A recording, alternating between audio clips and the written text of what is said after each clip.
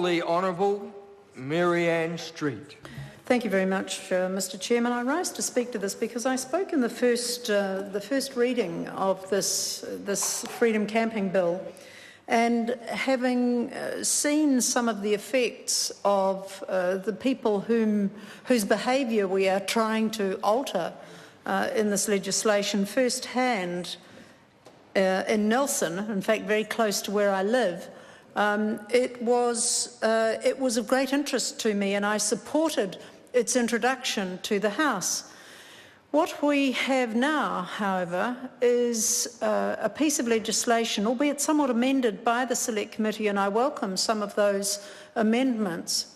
But we have a piece of legislation now which doesn't get the balance right. This was always going to be a matter of balance. And in fact, if, as members did, one looks at the submissions, it's possible to see in the submissions a whole range of views about just what is required here and what is going over the top. I think, Mr. Chairman, that this piece of legislation needed to balance a number of things. It needed to balance our attractiveness as a tourist destination. It needed to balance the care and protection of our environment, which makes us an attractive tourist destination. But the kinds of provisions that exist in this legislation have in the end gone too far. They have not balanced the need to address a particular problem which is created by a very few who, particularly those who camp in vehicles that are not self-contained.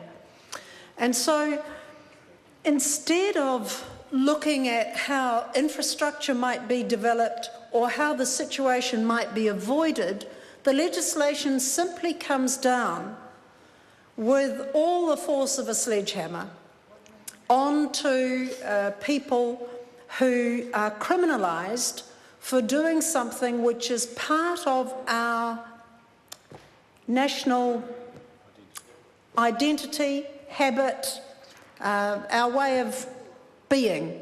We are, as New Zealanders, intimately bound up with our physical environment. We love it. We generally take care of it. We don't like it when people abuse it.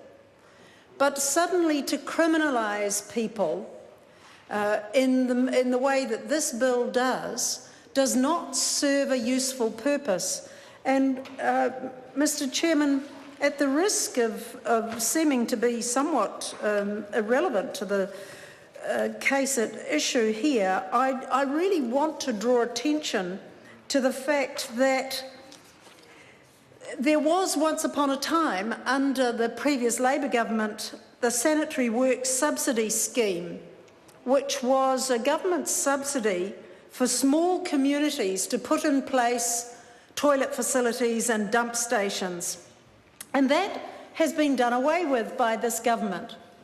So there is now no subsidy at all. So those small local authorities which have difficulty in providing the infrastructure and facilities that might well address this problem, are now offered no assistance at all to do that. Instead, what we are going to do is turn people into criminals. I'd like to refer to the definition, the meaning of freedom camping that's in clause 5 of the legislation. And it refers to people using one or more of the following: a tent or other temporary structure, a caravan, a car, camper van, house truck or other motor vehicle. Now, I have to say, Mr. Chairman, that in the Nelson region, particularly the wider Nelson region, there are quite a few people who live in camper vans, house trucks or other motor vehicles. It's going to be very difficult, if there is anything like a partial or certainly a complete ban exercised by Nelson City Council or Tasman District Council on the areas that they are responsible for, If they do exercise, Mr Chairman. I call the Honourable Mary Ann Street. Thank you, Mr Chairman. If they do exercise this right to designate places as banned areas, then it's going to be extremely difficult for ordinary people, New Zealanders or tourists, it doesn't matter which, ordinary people going about the ordinary task of enjoying our extraordinary environment to know exactly where those places are. Saying that there is a sign that's going to go up will not be sufficient, particularly if they've been doing that for years, if they've been going back to the same place for years and parking up the house truck or camper van. And for some people in the Nelson area, in fact, these become places of residence. Now, these clearly are not usually the people who foul the environment. But the problem with this legislation is that it does not discern between those who are guilty of behaviour that none of us likes, leaving waste or litter behind, and those who are enjoying our outdoors in a way that does no harm at all. And so the bluntness of this legislation, Mr Chairman, is its very problem. And it is not sufficiently nuanced, it is not sufficiently progressive, there is not sufficient support for local authorities to invest in the kinds of facilities that they need in order to ensure that those who are legitimately camping in our beautiful parts of the country can do that without fouling the environment.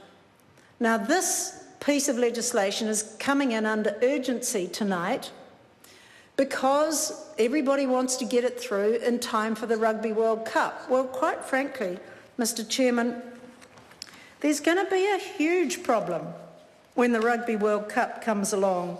If I can just refer to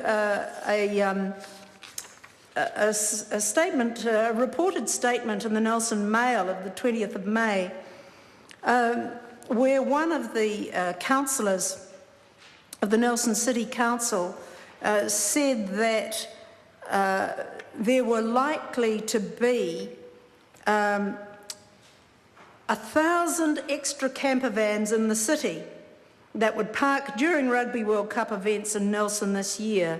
That is Rachel Rees, who is a Nelson City councillor. Now, I'm not sure, Mr Chairman, where 1,000 extra camper vans are going to be in Nelson.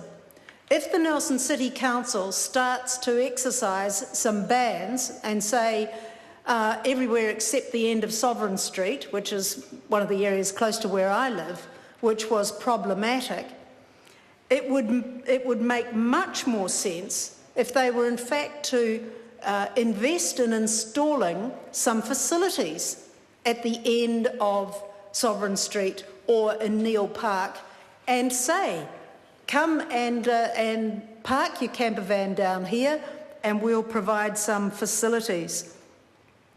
But other councillors were concerned that the council would in fact overreact and prevent people from enjoying some of the freedoms that are particular to New Zealand and some of the enjoyable things that we can do in moving around the outdoors with freedom.